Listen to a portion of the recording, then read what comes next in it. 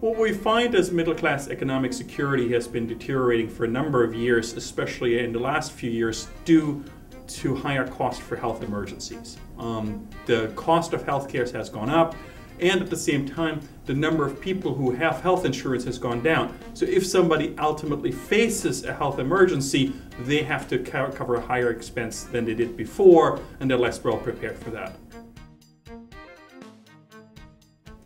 Well, if you look at the last few years, there's basically a trifecta of wealth decline. First, you had the stock market crash of 2001.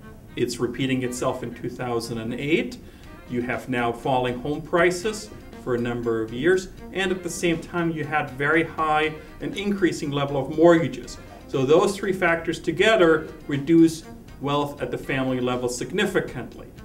Lower stock prices, lower house prices, and higher mortgages have conspired to significantly reduce family wealth.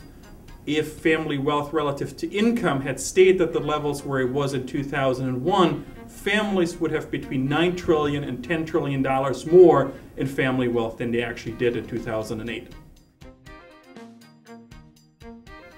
We're looking specifically how well families are prepared for specific emergencies. For instance, how well are they prepared for a spell of unemployment? How much money do they have to handle in a medical emergency or an unspecified emergency equal to 3 months of their income? What we found is that families, or the share of families who are prepared for those emergencies, has sharply dropped since 2000. In the last few years, this has particularly been the case because of declining wealth, but also rising cost of healthcare. I think the ball right now is squarely in the court of policymakers in terms of addressing what is happening to America's middle class. We need to get income growth back on track. We got to start, for instance, by improving the earned income tax credit, but also by making it easier for people to join a union.